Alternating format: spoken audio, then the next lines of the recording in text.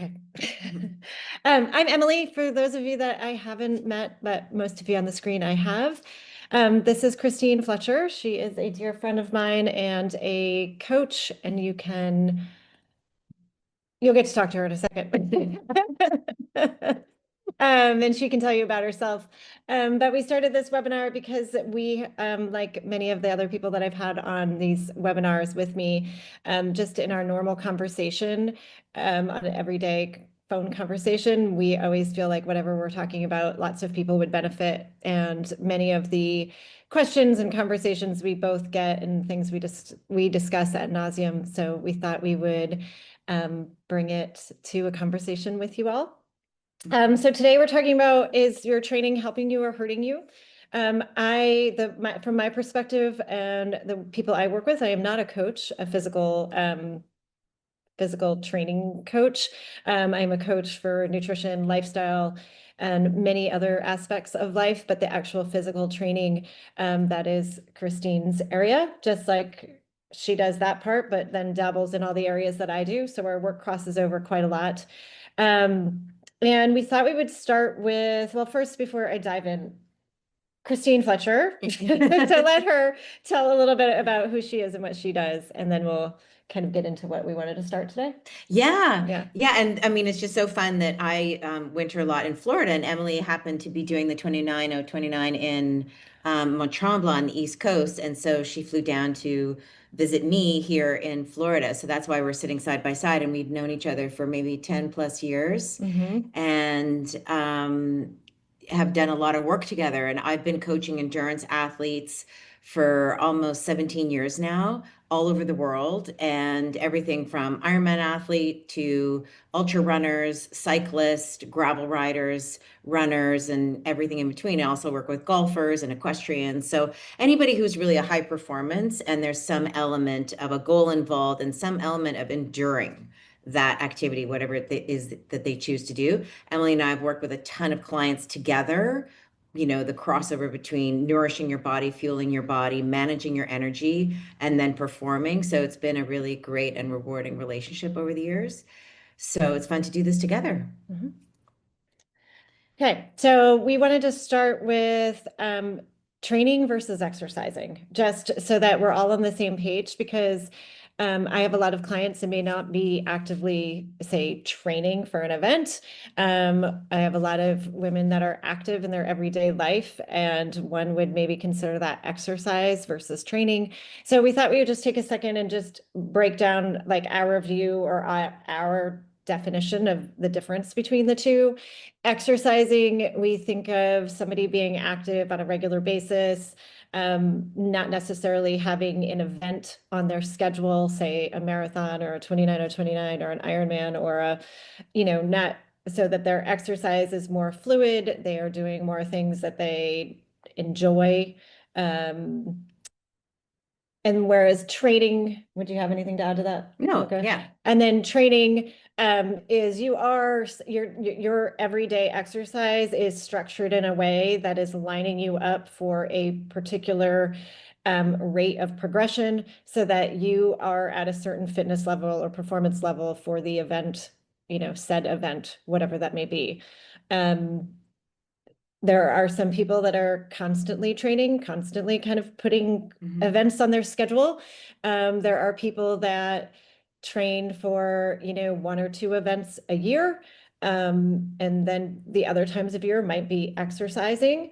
And there are some people that are just active people, love being out there and never sign up for an event ever. And all of it is okay. So we just wanted to define that, because it will shape the conversation a little bit today, but she obviously, Christine, being a coach, most of her audience does have events on the calendar. A lot of my audience is a little bit mixed. Some of my clients have coaches, some follow a structured training plan, and we want to address today. And then others, they're not interested in doing event. They may just go out on the weekend for a long hike or a long run or a bike ride, or and do all the things as far as, should I do strength training? Should I go to yoga? Should I do this? So we're here to kind of talk about that. And then maybe you want to talk about the fatigue. Yeah. And I think, from, obviously, like I wish, it being the first time that I've been on a webinar with Emily, like I wish I could get into everybody's, background and what they're interested in doing, who's joining us or who will tune into this. But, a lot of conversation, I think, gets missed when we try to define what it means to be an athlete that's training for something with a peg in the sand. And that doesn't always have to be a start line, but I think there needs to be an objective that's defined for a training program, for an athlete to follow a training program. In my experience, when people are exercising, it's random. Like it lets you roll over and turn on the snooze button and maybe never go to the activity or the class that you were going to. But when you're actually training for somebody, there's like a pull for you to actually do the specific work that's building you towards a specific goal. And then where we want to sort of take this conversation is whether you are somebody that's actually has purpose around your training. And I'm, as a coach to athletes and also somebody who was an athlete at quite a high level for over 20 years, I'm wired to be training as opposed to exercising. And sometimes when I'm in exercise mode, it is a little bit of a relief because you're kind of like, oh, you know what, just meet some friends and go for a walk, or actually just go to a yoga class or do whatever you want. But I always kind of go back to that training mode. And I think the pandemic, if anything, taught us that we all need purpose. Like when our eyes open up in the morning and our alarm goes off, or when we wake up and our feet hit the floor, we want purpose for the day.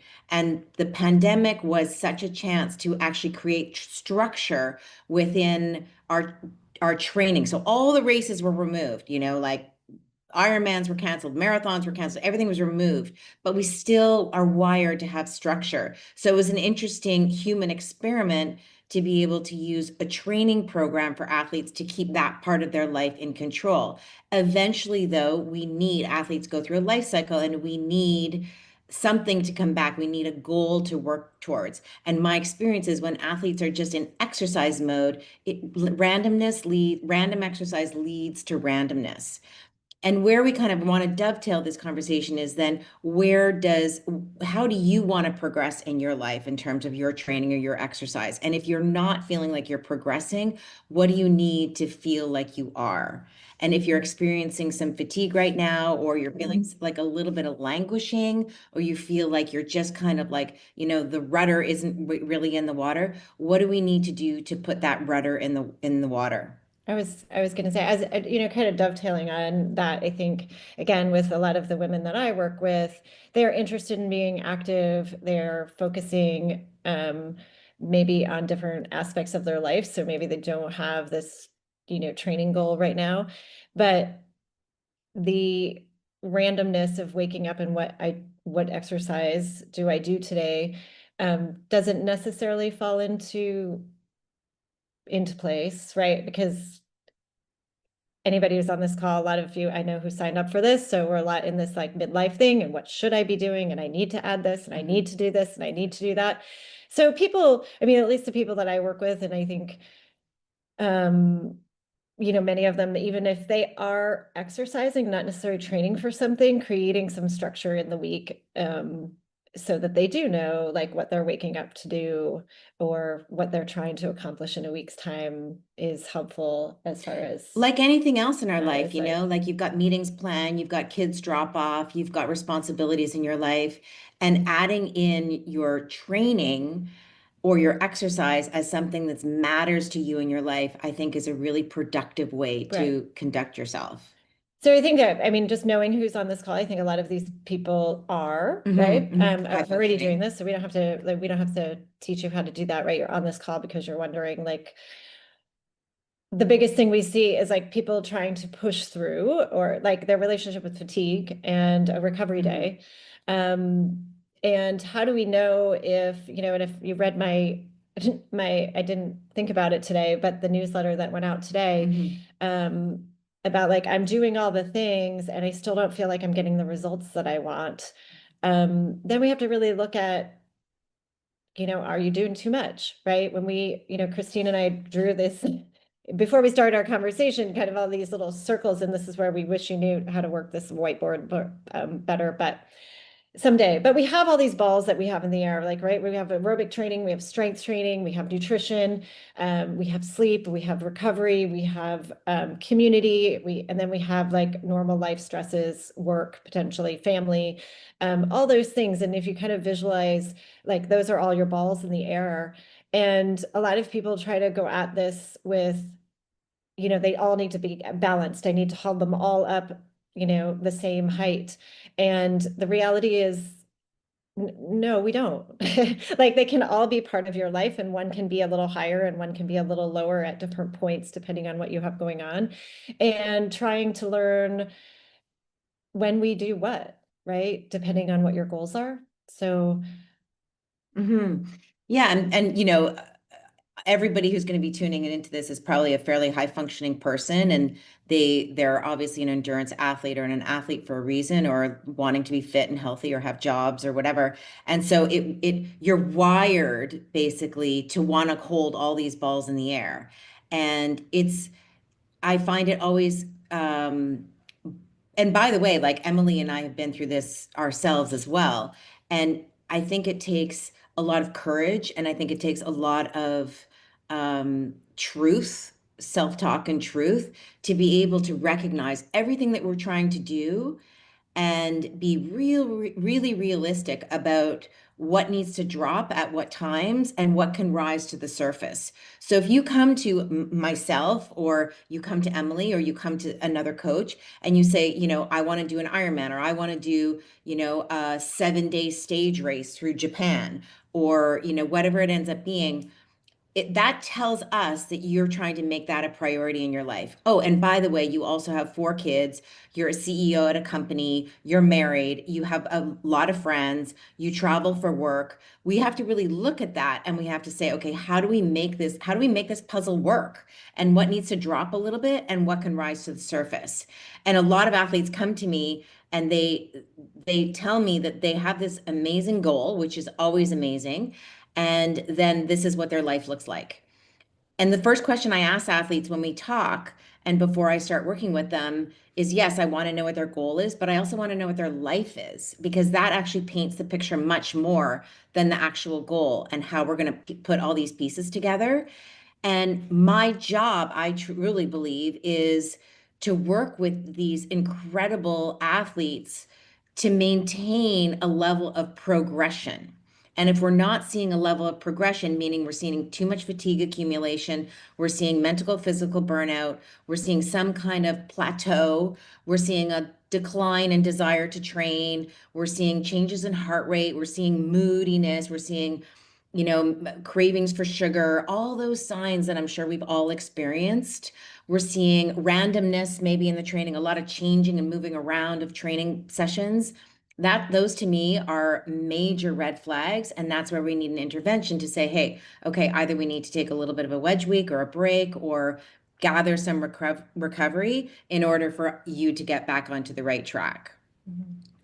I guess when I'm sitting here, and we can pause for in just a moment and see if there's any questions or directions you guys want to really, again, the point of doing a webinar is to have a conversation, not just to be a talking head. There's lots of podcasts out there for that. So we do want your input or your questions, especially since you took the time to show up live. Because Christine and I could sit here for a few hours and talk. As we always do.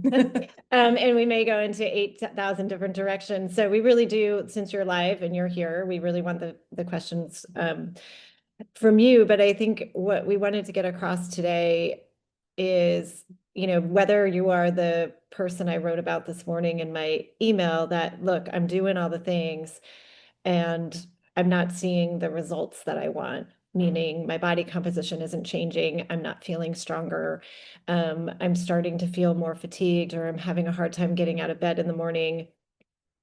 That could be a typical person that I talk to all the time. So what am I doing? The question is, instead of like, how do I improve it, or what should I shift? The question is always, what am I doing wrong? Right? A person always starts to turn the things on themselves and think that they're doing something wrong, or their body's not responding in the way that they want. and how do you know when you're doing too much, right? Like, how do they know when the 3 or 4 strength training sessions, the HIIT sessions, the yoga that they're doing, how do they know when to just sleep in, right? And go for a walk instead of push through the interval run? What are some signs and symptoms that, again, Christine, with athletes and a coach, hopefully the coach that you're using, you're communicating with, and they can give you that. I see a lot of people following just a standard training plan that they printed off the internet or that they got from the event that they signed up for. And they're just checking boxes. So, Christine just mentioned a few things that might indicate your training isn't, or your exercise, whichever it may be that you're doing, maybe isn't working for you. And obviously, like for her, like if you're, say, the watts you're pushing or the speeds you're trying to hit or something might consistently not be working or getting there.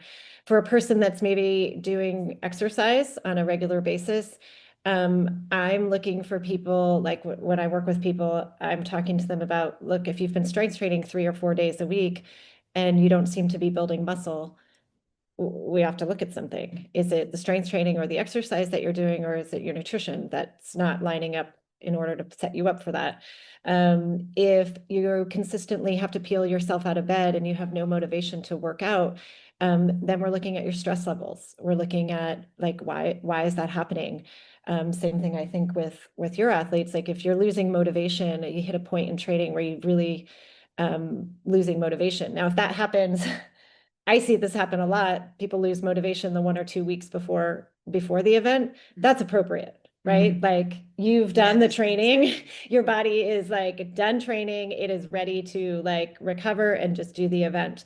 That's probably appropriate. If that's happening mid-training, that you have no motivation, your body's feeling tired, you're always achy and sore, I'd say that's a pretty good indication that we have to look at something, right? That training isn't potentially going well.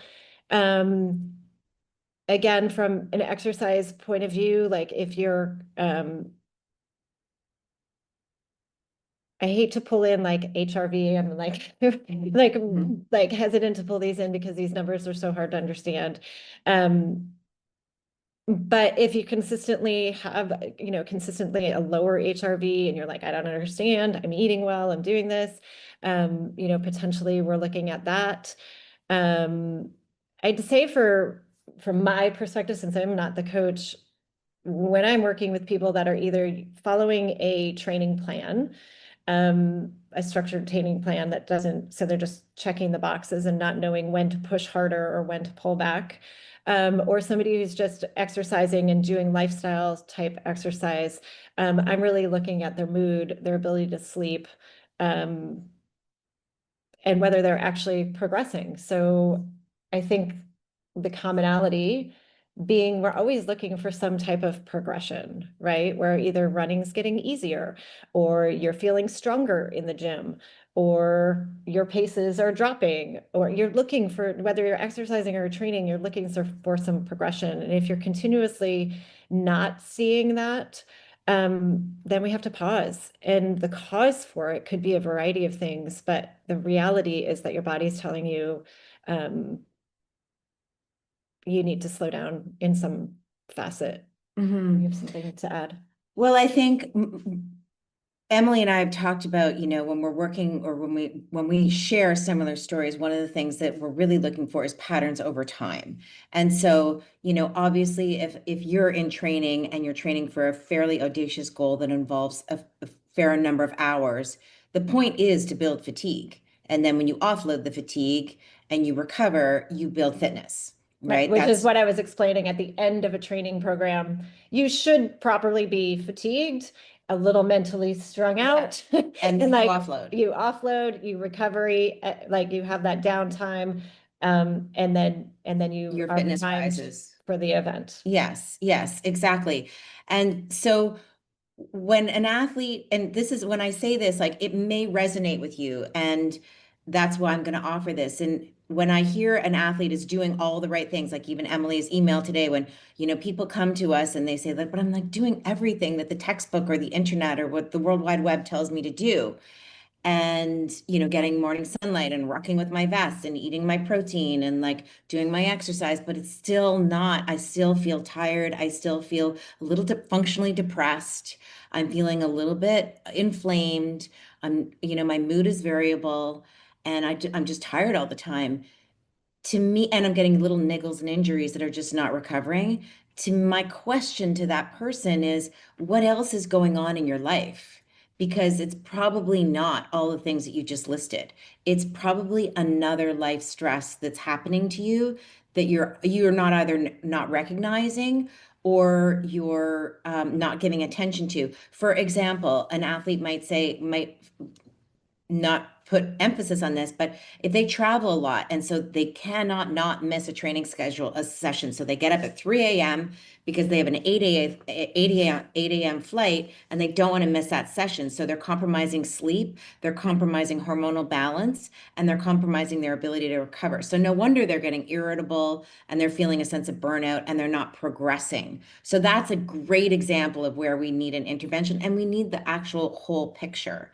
So when I do see an athlete though who you know, I can even think of a woman that I just started working with recently where she came to me, she's doing an Ironman in the fall, and I really, you know, I was really unsure because she came to me so late in her training block, and yet here she's a perfect example of a young woman who has a regular period cycle, has good friends, good relationships with her family. Every training session she logs with some kind of silver lining, whether it went perfectly or subpar or maybe not par. There was always a learning that come to, and then she's looking forward to the next day. And then sure enough, she sleeps well, and the next day she nails her training. And that's like really amazing, and it's a beautiful thing to see, and it's available to all of us. That kind of experience is available to all of us. And so it's just a matter of how we manage our energy, manage our time, and manage our stress load within the context of our own life. There's no cookie cutter for one single person. And the more we can say what works for us, and I believe work with somebody that can help you navigate this path, the more this experience is going to be so rewarding. Maybe that's a good place to just, we've been talking for now Yeah. 23 minutes, right? Do you guys have questions? And if you're too shy, which I hope you're not, but you can always put them in the chat. Um, Something to share, your experience, something to ask, give us some direction in which you want to go, because we could keep going. Lisa, hi, honey. I'll never be shy about questions, but just as you guys are saying, there's like so many levers to push, not even in like the exercise world, but then like which supplements and how am I sleeping and all that. So I feel like there's just so many levers to pull. But if we're just kind of looking at like the exercise piece and like what your week looks like, do you guys have any advice on tweaking variables and then like how long you like try something new and be like, oh, let's see if, you know, lifting 2 days of work versus 3 days a week is more beneficial. And then like what kind of run out? Because sometimes I feel like you get in this like hamster wheel of like, nothing's working. I'm going to try this and I'm going to try this. And I'm starting estradiol and I'm going to sleep like this. And I'm going to take collagen. And there's so many variables. And then you're like, well, what actually worked? Hmm. So personally, I try and like tweaking one thing at a time. But like for the exercise piece, do you feel like that's good practice? And then what kind of like time frame would you give yourself to see if this is a reasonable change to make? Does that make sense? Mhm. I think that's an excellent question, and I could answer it in 1,000 ways. Me too. It's I have excellent so though. many questions for your question. Well, I think that's it. I think that's the point. And I think that Lisa, you bring up excellent points, and I think that's what a lot of people are struggling. So thank you for bringing that to the table. Um, I'll give my 2 cents and let Christine give hers. I think one, when a person comes to me like that, the first thing is to slow down and one, how do you feel? And two, how do you want to feel? And so we really have to break down again, decide between those balls that we're all juggling, which ones are important. From my perspective, if you aren't sleeping, sleep is number one, right? So we've got to figure out the sleep. And if that means like the workout has to, either take a tone down or this is gonna, again, it's so individual, but potentially a workout or two might need to be missed so that you can sleep. right? Because sleep, without the sleep, your nutrition is off, your metabolic system is off, and your therefore your adaptation or training ability would be off. I think to answer quickly, and I'm curious about Mhm. your thought about yes, changing one thing at a time is probably like yes.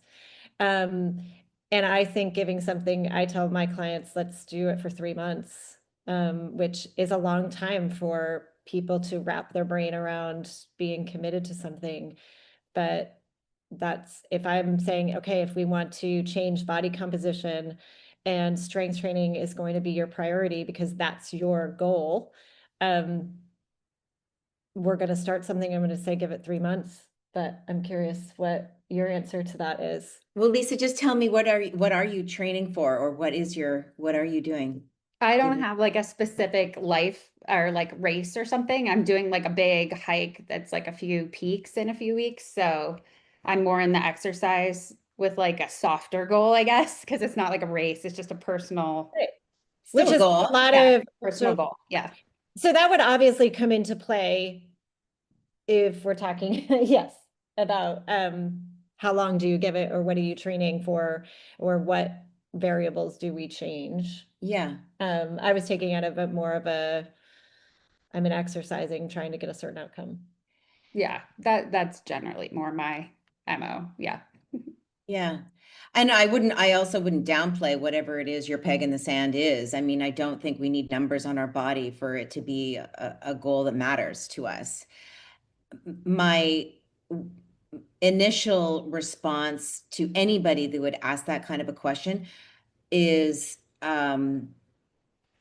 if you're feeling, whether it's wired and tired, or you're just feeling like you're not, your training is not moving forward, you're staying active and you're going all your sessions and you're doing your lifting sessions and you're doing your hikes and everything, but you're not necessarily feeling like, ooh, like you're Superwoman.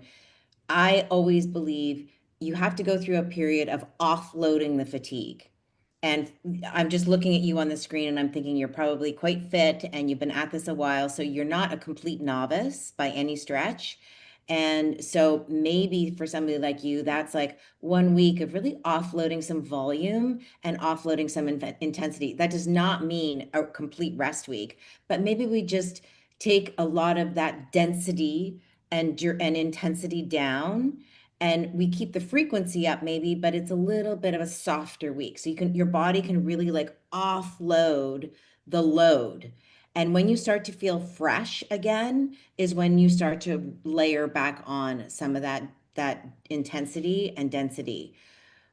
I do want to say, and this, I'm taking a little bit your area, but because I do talk a lot about supplementation, especially with women and other things from a nutritional standpoint, I really like athletes, in particular, just, functioning human beings, to really only be taking supplements that really make sense. If we're taking them because there's marketing around them, then I would completely shelve those. And this is something that Emily taught me years ago. It's like your body is stressed by having to integrate and digest all of these supplements that we're taking in. So if it's, like collagen plus cholesterol plus like creatine plus all your vitamins and minerals, and not to say that all of these things may not have a place, but I think at some points our bodies get clogged a little bit, which creates some fatigue and heaviness.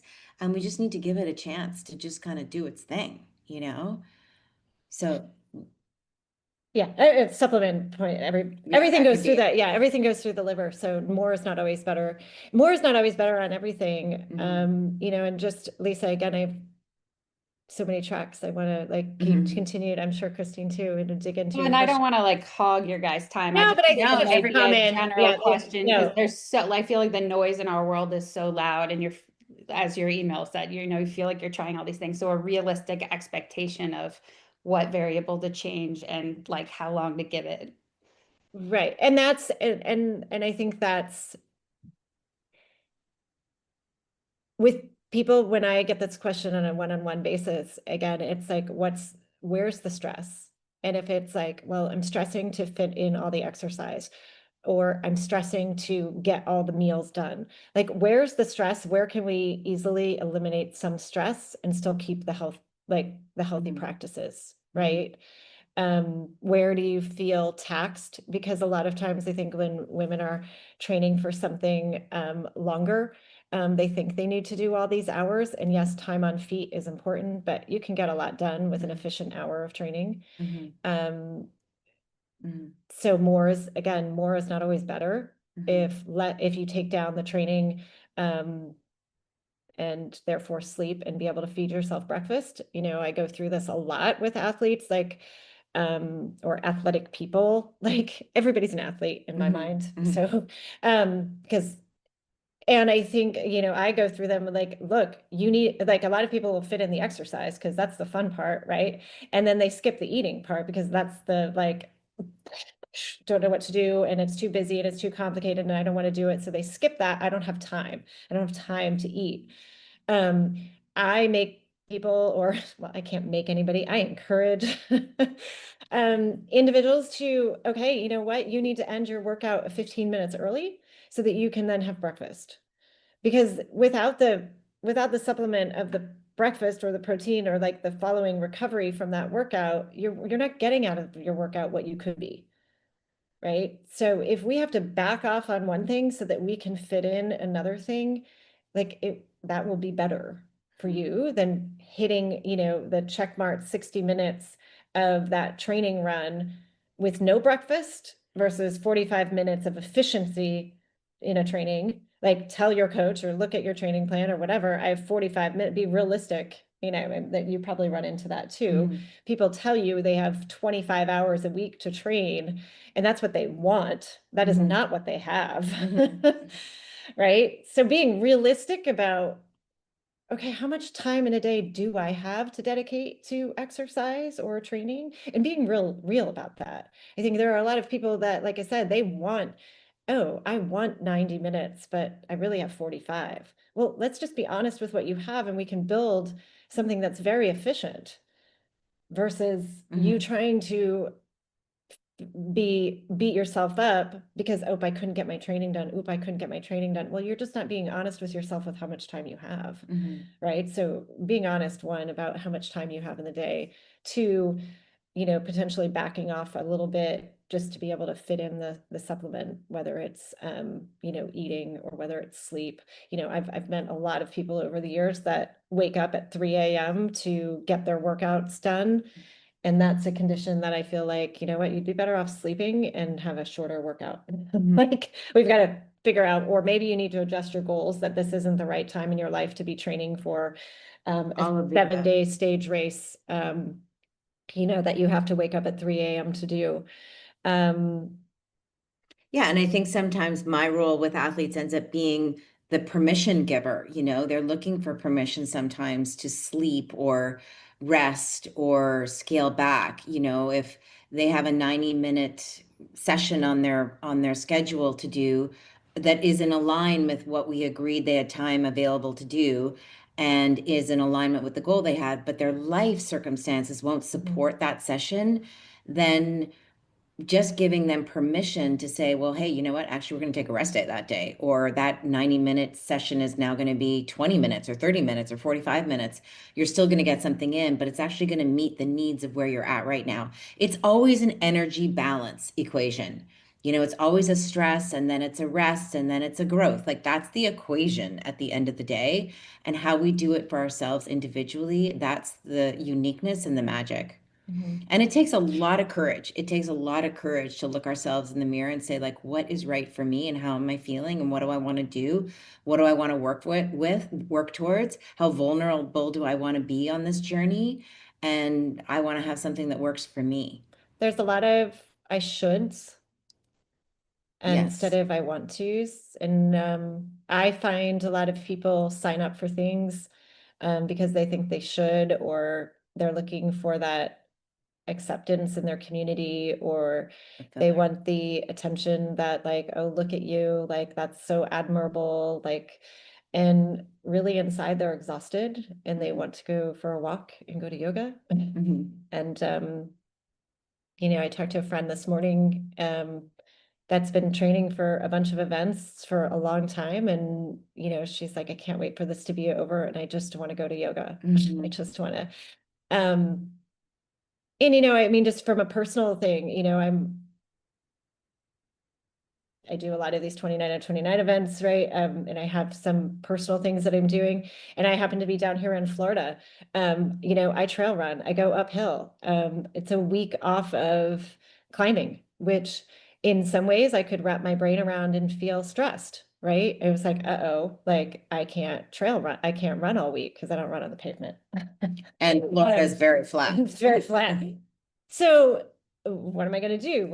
Am I going to lose ground? Am I going to and obviously I've been out this long enough that I'm not necessarily, I could be stressed about it. And there's a younger me that would have been.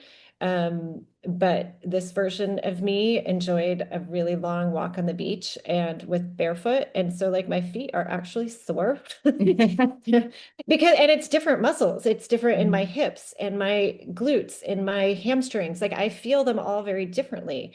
So just because I'm not trail running or going uphill this week, I'm still building my fitness, rounding out my muscles and my ability to move and stay mobile. It's not I'm not doing anything this week, right? So Lisa, did we help? I'm curious, and you can be honest. Yeah, I think it's good to evaluate, what variable should you tweak first. And I think just the longevity piece is helpful to hear, because sometimes you try something and after 2 weeks you're like, oh, it's not working. Maybe I should try something else. But reminding ourselves that the body takes a while to adapt. And Yeah, and I mean, saying that with supplements too, I do think, when I recommend supplements or anything, there is a 3 month sort of, again, it depends what we're trying to treat or what we're trying to, for somebody to notice. That being said, I've heard a handful of stories over the last just 6 months of people coming to me, and luckily it wasn't me who prescribed. I don't prescribe anything, but once you start taking a supplement, people sometimes take them for years, right? For years, not even ever reevaluating whether you need it or not. And everything's toxic at certain levels. So I've had 2 people come up to me recently at some events and share with me their experience with toxicity from, say, a stress supplement or something that had a whole lot of stuff in it that they just kept taking because somebody recommended it. They started feeling better, and then they just took it for years, and they ended up with symptoms. They got tested for it's kind of bizarre actually. Both of them were similar stories, but they went to neurologist and got tested for MS and went autoimmune conditions and everything, and it was really vitamin toxicity. And it can be quite scary and quite intense. So supplements, there is a time and a place for everything. When I recommend supplements, I do say start one at a time. You don't have to wait 3 months to start a second one. I'd say wait a couple days, start a second one, wait a couple, if you're starting, a handful of new regimen or something. But you always want to start a supplement one at a time so that you can tell whether it's, what's what. If you are experiencing something from supplements, I say stop them all. And again, add them back in one at a time. I think, yeah, I could go on with hormones. I feel the same way. I just took my hormone patch off, and that's probably a whole nother conversation. Um, so anyway, I think you have to be paying attention to your body. We have to be paying attention to what outcome we are looking for. And often it is to slow down and be kinder to yourself than it is to add more things to your plate. If you're in a state of fatigue, Cheryl, we want to hear your question, but I want to take that just one step further and say, you may also be sitting on this call and being like, I don't know what you're talking about. I feel amazing. Bring it on. And if you are, that's great. It's more, we're talking about the orange flags, we're going to call them, and sometimes they're bright red when someone comes to us and says what Emily was just talking about, her friend who just said I can't wait for this to be over and I can just do yoga. Well, why? Why are you this was supposed to be actually a really fulfilling and rewarding and energizing and vitalizing journey. Why are you so depleted right now? What's going on for you? And maybe, yoga needs to come in sooner than rather than later. But if you're somebody who's in a situation where you feel amazing, then I'd say like keep doing what you're doing and always self-monitor or work with your, whoever it is that's helping you on this journey to keep yourself in check. If you're somebody who's feeling depleted right now, or you're really struggling to feel progress, or you feel good, or mood is such a big sign, sleep disruption is such a big sign. You may be somebody who needs to take 6 months off, or go lighter. You may just need a good night's sleep, or you might need a week. It's so individual in terms of what we need to freshen up again. But I can Point guarantee. is, yeah, I think, not to interrupt, sorry, I just think like food should be energizing and it should feel good. And if it doesn't, if it makes you feel yucky, then we have to look at why, whether it's your digestion or the actual, item you've chosen to eat. I think exercise is a bit the same way. Yeah, Like, yeah. if I do a hard workout, yeah, it's hard in the moment, but afterwards, like I feel good. I feel like energized. I feel strong. I feel like I have a good night's sleep. If I'm dreading it day after day going into hard workouts, which again, at the end of a training cycle, I am like By design. by design. But if that's my everyday where I'm dreading a long workout or I'm dreading, as an ultra runner, I've done many, many, many, many long, several hour runs. There are periods of time like I know I'm not in the mode. I know I'm not in the right place because just letting my mind go for a few hours out there isn't happening, right? Like it's not enjoyable. It doesn't feel good. I don't like being out there. That tells me I'm not in a place that I want to train for a long thing, right? Or, so, when I have now, if I go out for a long run, a couple, 2, 3 hour run, I come back, I feel good, I shower, I eat, and like I'm on. If I go out and I feel afterwards like, ugh, like, and I'm tired the rest of the day, or I'm right, I don't want to get up and do the workout the next day. If I'm in that cycle, like something needs to shift, right? So I think your exercise, just like food, it should feel hard in the moment, but at the end of the day, it should feel good and you should be excited to do it. And if you're not, we have to look at whatever may be going on. And to Lisa's point, it could be a million things. It could be your nutrition, it could be your sleep, it could be your hormones, it could be, right? We have to look at the whole picture. But point is, exercise should somewhat feel the same. It's hard. I did it. It felt great.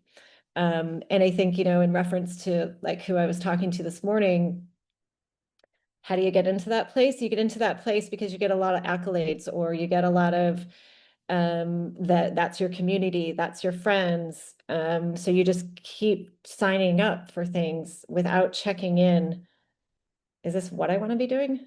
Or am I just going through the motions? A lot of people, at least that I talked to lately, they're like, well, I need a goal. I need a goal, or otherwise I won't get out of bed to exercise. It's like, well, we've got to look at that, right? We're all aging, and your goal is to maybe not get sick or become immobile, or things can shift. So I think having external goals and things are great if that's what you want, but by no means should it be your only motivation for being. Cheryl, you had a question.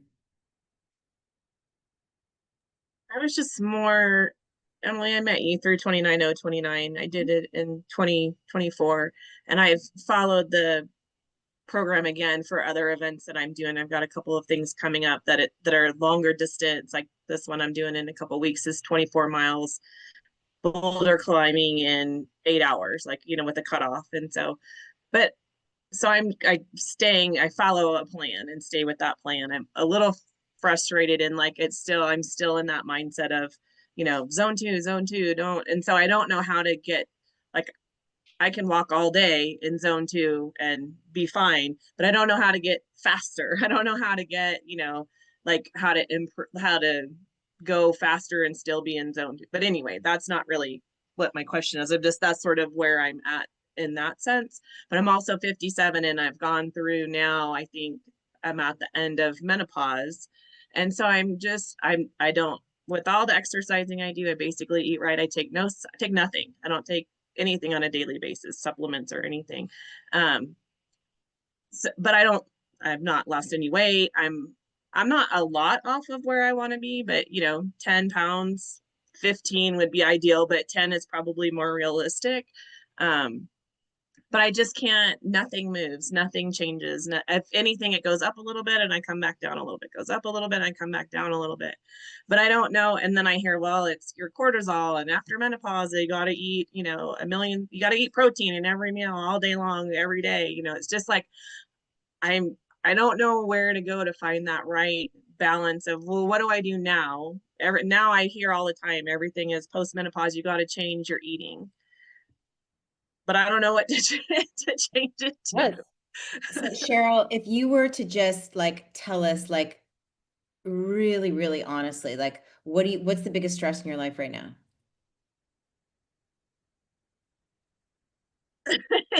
I'm not a very stressed person.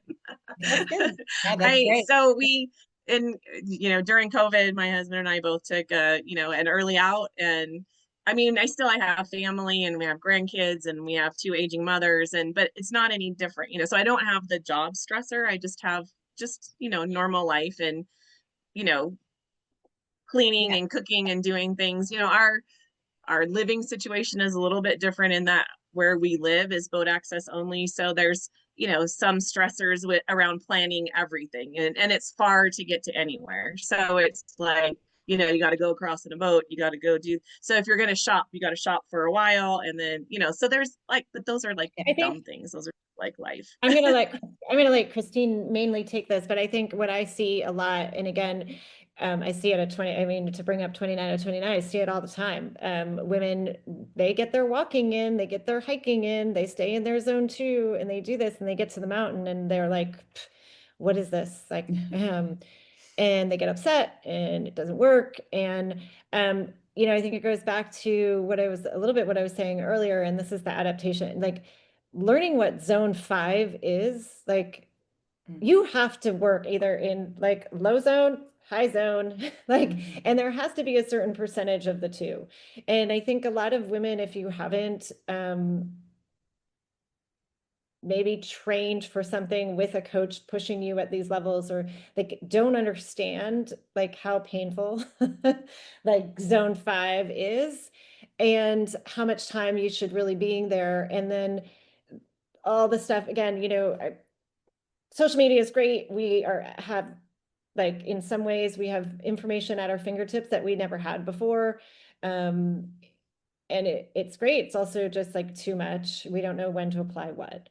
And there is a time and a place that you are pushing higher zones. We are building muscle. Women have an aerobic engine. We have the ability to burn fat way better than men. You have the ability to go for hours. We see that in ultra runners all the time. Women can go better, longer, faster. Because we're built differently. We have different levels of fat stores and we can tap into them.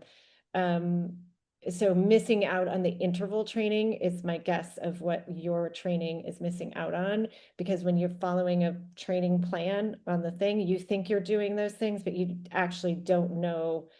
And maybe you can speak to that constant, and I think this is a lot of what what this topic could have been is when you're constantly training, you're getting tired. You never really know what zone 5 is, and you never really know, you're in this middle hard zone of where you make zero progress, and you have to really go below and above.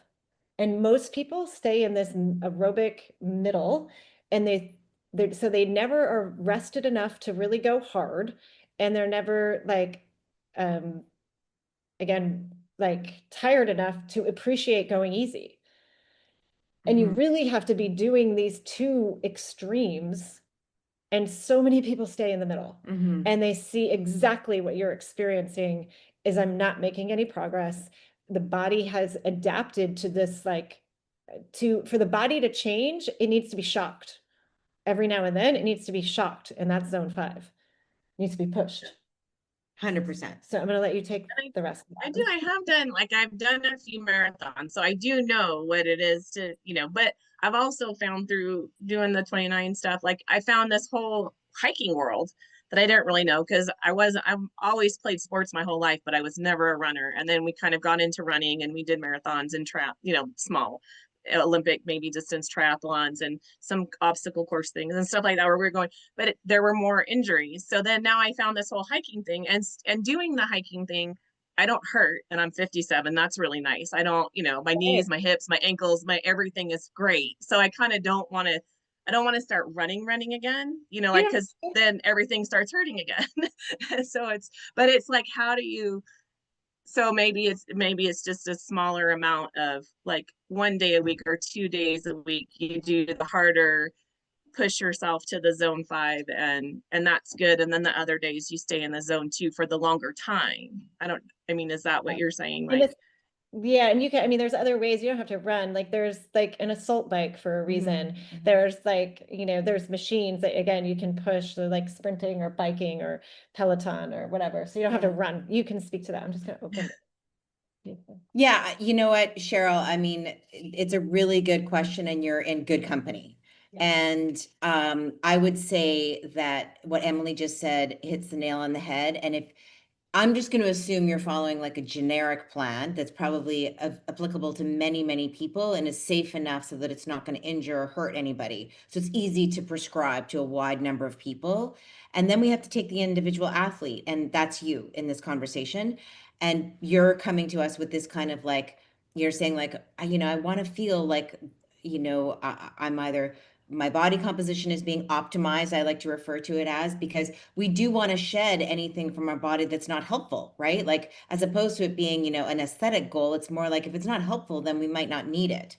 And so how do we do that? And like Emily was saying, then we need a disruptor, because if if you've been doing the same kind of base, long hikes, aerobic, conversational kind of stuff day in, day out, with the odd like little intensity here or there, then we're going to stay like that. And our body's going to say like, oh, we're in complete homeostasis. I don't need to shed anything. I don't need to add anything, maybe add a little bit, maybe it's water retention, then it goes away, but there's no disruptor. But if all of a sudden you come in and maybe shed some of that volume and really disrupt your aerobic system with some high intensity and some full rest, your body's metabolism and your heart rate is going to turn back on. Your engine's going to be firing even when you're at rest, and you're going to feel so much more energy and you're going to feel way fitter, and your body composition will adjust, assuming your fueling matches that adjustment. It can be like magic. Can you give us some examples of how like a person without a coach could do that? Because I'm thinking, one of my friends is a personal trainer and oftentimes, adds on 15 minutes after a strength training session of like, I forget what she calls it. But it's like a 10 minutes. Yeah, something like that. But there's like, you do a strength training workout and then afterwards it's like some like really high intensity work and then you go home. Yeah. Or you can, there's so many apps too that, do some HIIT training or something like that. But even that, I feel like if you're not super motivated, like I find myself like if it's like HIIT workout, I can hit pause on the app and just breathe another little second and then hit go. So can you give some examples to just a person maybe that is following a training plan that they could add some quick? And so if it's for an athlete who also has, so let's just say it's somebody who's doing like you're doing, Cheryl, like 29 or 20, which is like 100% hiking, right? With a pack, so there's a bit of weight. There's the option to maybe add something like hill sprints that need to be like 10-second intervals, walk back down, 8 reps of those that could be added on, that could really jack your heart rate. And we could do like 3 sets of those in a particular hiking session. If you also had access to a bike, which I think is a great way to add intensity, and you can do very short, even 20 minutes or 30 minutes with a lot of recovery, but very high intensity, where you are really like, this is at your max level, but it's so short, there's no depletion. That's another great way. There's other explosive type movements. So strength training, no brainer to add disruptor to your system. If you're not doing like, I don't even want to say like lift heavy, just strength training. I don't care if it's body weight. I don't care if it's moving weight. It's really important. It has to start with a general phase, obviously. And then if you're in a gym environment, we can do stuff like leg blasters. We can do stuff that's a little bit of a higher intensity explosive type exercises that you can just do right there in the gym. So it really does depend on what the athlete has access to. Obviously, if you're at a gym, you can use any of the machines and do a HIIT type workout. And you really, I mean, depending on your energy availability, 2 sessions a week and maybe like 2.5, maybe 3, but they're so short, they can be layered into your existing hiking training. Right, like you don't need hours and hours of No. zone 5. It's how many minutes a week? I mean, it's like a quarter of your training, a third of your training. I don't remember. I mean, all in all, it can end up being like 15 minutes in a week, and we can build up to 30 minutes over a week. But if you're And going that's at that spread out. intense, yeah, exactly. And if you get that in though over a week, like that's actually a lot when you're used to not doing a lot. That's like even one hill sprint I can be don't like, whew, Do you guys know what an assault bike is? you're like, The name of it is just, it tells you, it's like, it's I mean, assault. like, There's also the ski erg. like literally like a minute on that thing and you want to like, I don't know. Yeah. It's a bike where it has the Your big bike is- fan on the front It's and arms it's and legs. arms and legs. And like 60 seconds on that thing and I'm like watching the clock. Yeah.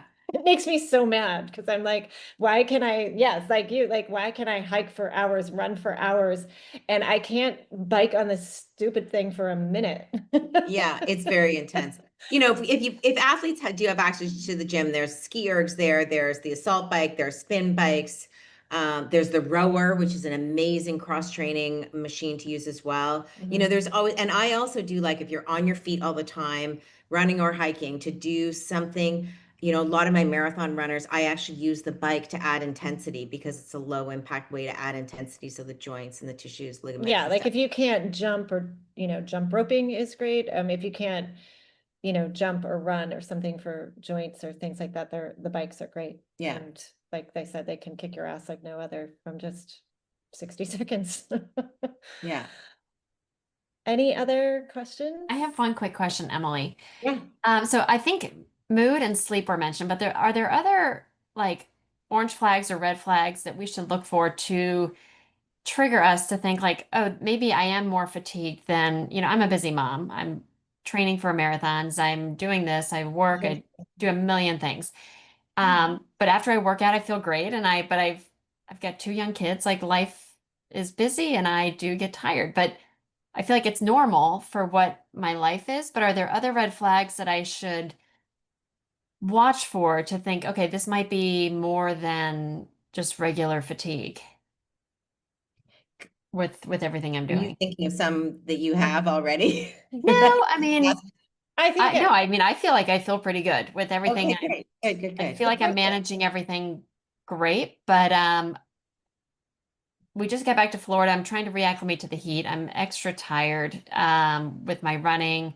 My sleep hasn't been great the last couple weeks, so I'm like trying to think, okay, should I be watching this? I mean, I am watching it, but are there other signs or symptoms that I should try to clue into to see if those develop to think maybe I need to take a step back, but then also my competitive nature also just I want to keep pushing to right. perform well at this marathon. And Do you think talking about, again, maybe not everybody knows their heart rate, but I see at 29 or 29 or other events or long time training, or I know for myself, I go out and I know what my typical heart rate is, say for a long run or whatever. And then if I go out and my heart rate's like way lower and I feel tired, right? It's like this, I see it at 29 or 20, they'll be like the second day, they're like, my heart rate's so low. Should that be I'm like, that's because you actually are too tired to get it high enough.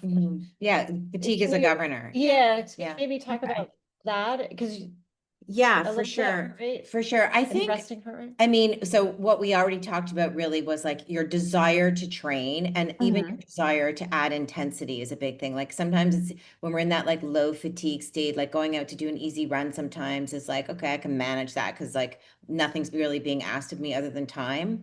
But then when you add if your body is not able to hit the intensity, either paces or the heart rate, that's definitely a sign that you're carrying some fatigue, which might just be one rest day and then you're kind of good to go. And like sometimes there's intention around that, like that is like it's productive fatigue. But yeah. if it's again the pattern, Lindsay, Mhm. Like, okay, a couple weeks and you just can't seem to like get the pace back or the heart rate back or the like, Yeah.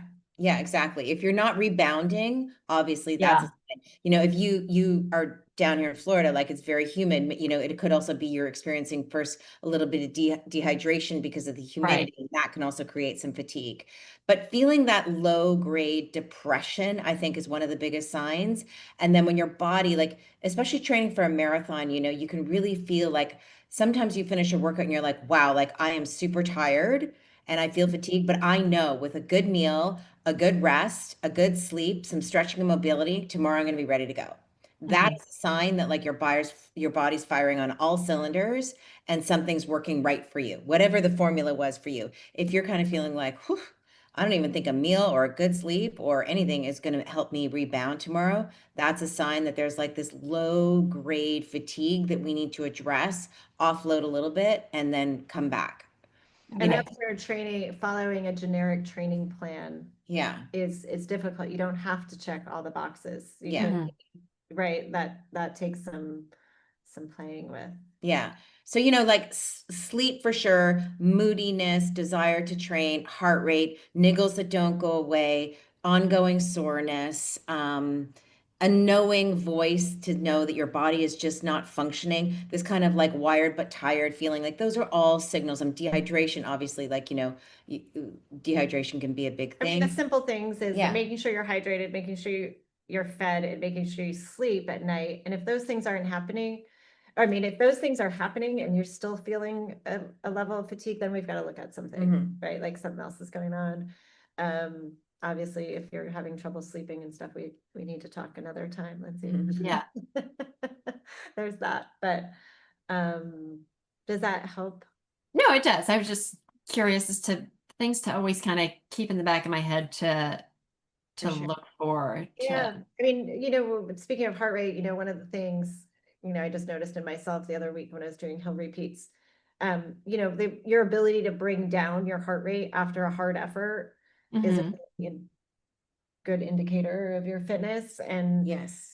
you know, like when I hadn't been doing some of that stuff for a bit, and it was like, oh, like I do the hill repeat, and then I'm still like, Yes. and you know, now it comes down rather quickly and I'm ready to go again. So that ability to recover when you're doing something hard effort, it can also, and if you normally know, like I can recover pretty quickly, and Mhm. wait, you're in a couple weeks and you're just not recovering, that's also like another, you know, those sprint intervals or tempo run or whatever you're doing, Yeah. you know, you just can't seem to like, it's like working through water is, you need to back it off. Yeah. Okay. Because you're not being efficient. You're just further running yourself into the ground. Right. Okay. Yeah. That's helpful though. I feel like I'm in good shape.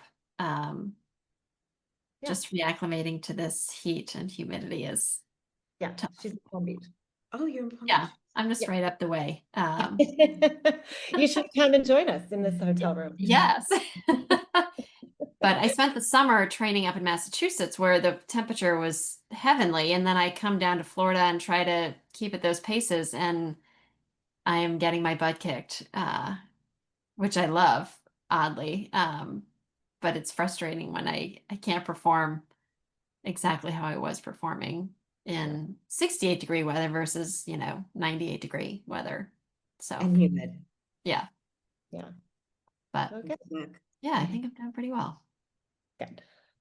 Any other quick questions? It's 2:05, so we probably will wrap this up. Just, I know everybody has places to be. I know I do. Any other quick questions? Right. I appreciate you guys showing up live. That is always, like I said, the intention of these webinars is to provide like a conversation. And I think the questions that you all presented to us were exactly like a lot of what we see.